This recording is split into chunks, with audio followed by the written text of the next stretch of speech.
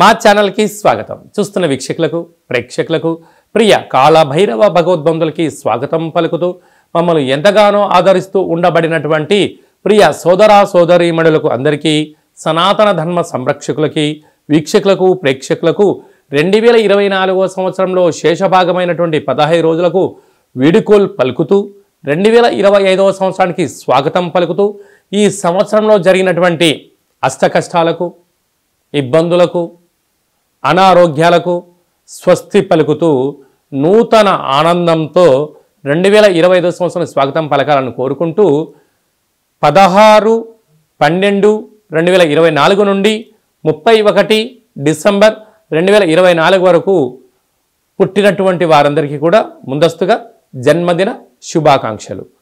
అలాగనే గతంలో వివాహం చేసుకున్న వారికి వివాహ వార్షికోత్సవ శుభాకాంక్షలు. ద్వాదశ రాశుల్లో గ్రహ గమనాన్ని ఒకసారి వీక్షింపచేద్దాం. మీనరాశి వారు ఈ ఆంగ్ల సంవత్సరానికి వీడుకోలు పలుకుతూ నూతన ఆంగ్ల సంవత్సరానికి స్వాగతం పలుకుతూ ఏళ్లనాటి శని ప్రారంభ సంచార స్థితిలో ఉన్నప్పుడు గ్రహ సంచార స్థితి అనుకూలంగా లేనప్పుడు ఎలాంటి విధులను పాటించడం వలన ఈ అష్ట కష్టాలకు స్వస్తి పలికి అష్ట ఐశ్వర్యాల స్వాగతం పలకాలో ఈ వీడియోలో సవివరంగా సంపూర్ణంగా తెలుసుకుందాం. మీనరాశిలో ఏ నక్షత్రాలు వస్తాయనగా పూర్వాభాద్ర నక్షత్రం చివరి పదం 4వ పదము, ఉత్తరాభాద్ర నక్షత్రంలో 4 పాదాలు, రేవతి నక్షత్రంలో 4 పాదాలు కలిపితే మీనరాశి అవ్వడం జరుగుతుంది. అలాగనే చాలామందికి పుట్టినటువంటి కాల సమయంలో డేటా ఆఫ్ బర్త్లు లేనటువంటి వారికి పేరు యొక్క మొదటి అక్షరం అనుసరిస్తూ ఆ రాశిని తెలుసుకునే ప్రయత్నం చేద్దాం. ది, దుమ్, శం, ఝ, ధ, దే, దో, చ, చి అక్షరాల వారందరూ కూడా మీనరాశి జాతకులే. మీనరాశి యొక్క అధిపతి దేవగురు బృహస్పతి.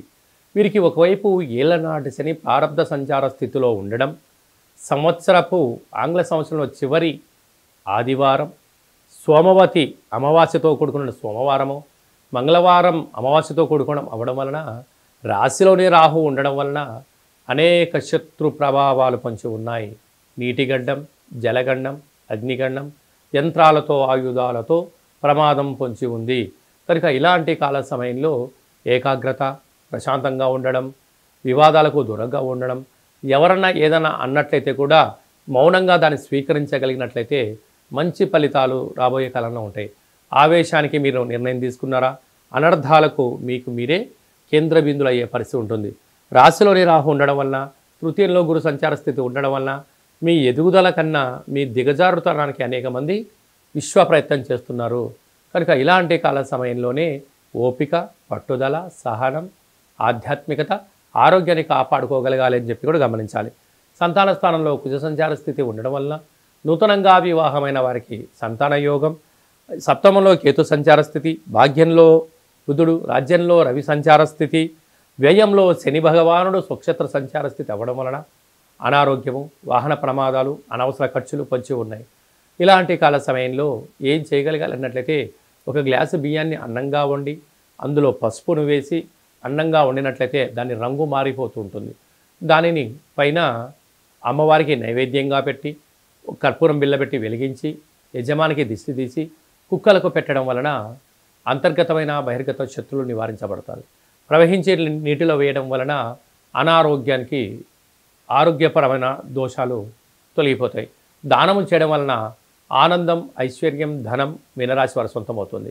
కుదిరితే అలా చేయండి, కుదరలేదు ఈ కింది నెంబర్ సంప్రదించినట్లయితే కాళభైరవ స్వామి యొక్క దేవాలయంలో కార్యక్రమాన్ని చేయించి ఇక వీడియో కాల్ ద్వారా చూపించి ఈ సంవత్సరంలో కష్టాలకు స్వస్తి పలుకుతూ కొత్త సంవత్సరానికి స్వాగతం పలకడం జరుగుతుందని చెప్పి కూడా గమనించాలి.